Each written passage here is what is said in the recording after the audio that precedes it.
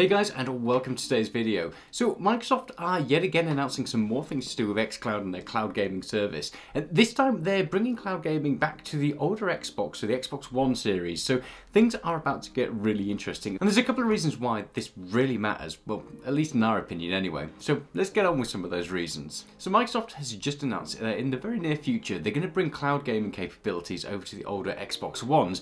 So basically in a nutshell, this means that somebody using one of the older consoles like an Xbox One is going to be able to stream next-gen titles, which is a absolutely massive win for a number of reasons. Obviously, it's all going to be dependent on your internet connection and how stable that is, and on some of the older Xboxes as well, the Wi-Fi is not going to be quite as good as the current generation, so you're probably going to end up having to be wired in using an Ethernet cable. But at the end of the day, if you can make it work, it definitely makes it easier than getting your hands on one of the next-gen consoles, because they're just, I don't know, they're a little bit like gold dust at the moment trying to find them. So the question you might be asking is, why does this really matter? And in our opinion, it's a massive win because it shows a number of things about Microsoft's strategy going forward. So first up, let's talk about what it means for Microsoft, and it just shows yet again that they have a massive commitment to cloud gaming and moving away from just having that console side of things. So yes, we're probably going to see more consoles in the future, and I doubt this is the last generation of them, but it's definitely a clear sign that Microsoft are keeping in mind that future where maybe a console generation isn't going to be a thing, and it's going to be more about the cloud gaming service and being able to play your Xbox games on pretty much any device that you own, whether or not that's a laptop or if that's a PC or if that's on one of the Xboxes or an Android TV or a phone or a tablet. They're opening up the way that users are able to play those library of games, and that's going to be the core thing. They're hooking people in and basically into a live service, like a Netflix style thing, where you're going to pay a subscription each month, and ultimately that hardware isn't going to matter. As long as they can serve their games, that's the main thing for Microsoft. The other big win that this has for Microsoft, and ultimately for gamers as well, is the fact that it allows the next generation to finally start to really take off. At the moment, we're not seeing any sort of exclusive titles for next-gen consoles, and ultimately there's one major reason for that, and that's because of supply and demand. There is very little supply, or there's not enough supply anyway, for the demand that's out there, and gaming at the moment is a really hot hobby, and that's because of a number of different factors. There's more people that are locked away at home and they're not allowed to leave their houses because, you know, a certain pandemic happened, and also as well, it's just becoming a little bit more trendy and people are getting back into it, and it's more affordable than ever, unless of course you're running into scalpers and you can't get your hands on the hardware. All of this has created a perfect storm where loads of people are trying to buy the next gen consoles, but they just can't get their hands on them, and ultimately that puts developers into a bit of a hot spot where they have to make that decision. Do they develop for last generation consoles and next generation consoles at the same time, and what point do they stop developing for the older generation of consoles and just exclusively focus on next gen? Obviously it's a really difficult situation to be in. If you look at like Battlefield 2042 and the announcement there, obviously for the next gen side of things, it's going to have more capabilities, you're going to have more players on a map at a time, and it just has that improved gameplay experience, where on the last generation of consoles, or what seems to be just the current generation, it is limited. So imagine if they could divert all of their resources in just purely next generation hardware, but they can't at the moment, because to do that would be to alienate so many of their customers and fans, because those people can't buy next gen hardware. It's just not available to buy at the moment. You can't suddenly think,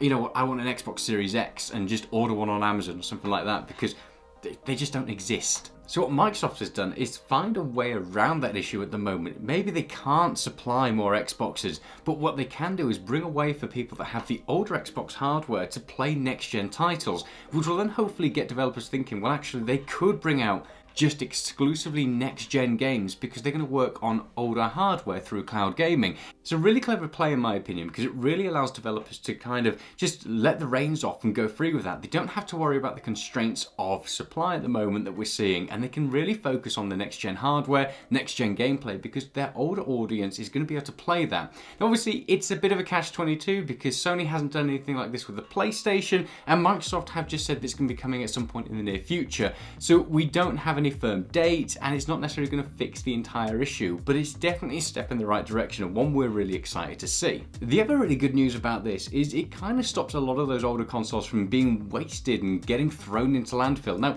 ultimately you'd like to hope that people with these consoles sell them or recycle them or do anything like that, but a lot of the time, you know, people get the shiny new toy, they forget about the old one, it gets junked or lost or broken or just not cared about anymore. With Microsoft doing this, it just increases the lifespan of some of those older consoles, consoles, so it makes it more likely that someone's going to pick them up on the second-hand market, or it makes it more likely that somebody's going to hang on to their console because they can now play some of those next-gen titles. And fingers crossed, it just means that the lifespan of these consoles and ultimately the electronics that go into it is just going to get expanded for a lot longer. And hopefully that just means that these things don't get junked and they don't end up in the waste, and it just helps, people to reuse these things and just keep them going for a little bit longer. Again, it's probably not one of Microsoft's top priorities, but it is a knock-on effect. They're going to keep people using their older Xboxes, they're not going to get junked so quickly, and it just keeps some of these things out of landfill. So a nice side effect ultimately from this. The biggest takeaway, of course, is that Microsoft are full-blown gunning for that cloud gaming at the moment. Xbox Game Pass seems to be getting better and better and better, and there are more and more exclusive titles coming across to it, a lot of day one releases coming out as well in the near future. There's some really exciting things shown off at E3, and now with the cloud gaming side of things getting hotter and hotter and that upgraded experience, it's going to be powered by Series X hardware. You know what, it's becoming a very hard to ignore proposition, and it'll be interesting to see how the likes of Sony respond to this. So I guess we shall watch this space. So let us know your thoughts in the comments. Are you going to be hanging on to your older Xbox because you'll be able to cloud game on that in the future, or are you just hanging on to it because you can't buy next gen hardware? Or are you one of those lucky people who's managed to pick one up? The Xbox Series S seems to be available pretty readily at the moment, and every time I check on Amazon it's there, but no Series X's as of yet, but who knows, maybe in the near future. Let us know what you're most excited about for cloud gaming in the future. Are you bought into Microsoft's cloud gaming already and their Game Pass subscription, or are you currently using one of the other services like Stadia, or are you using Nvidia GeForce Now, or something like PlayStation Plus? Throw your comments down below, and any questions you've got, let us know and we'll do our best to answer those. And in the meantime, hit that like and subscribe button because it helps the channel to grow, and it also means that you won't miss any more awesome content in the future. In the meantime, stay safe and we will see you soon. Bye!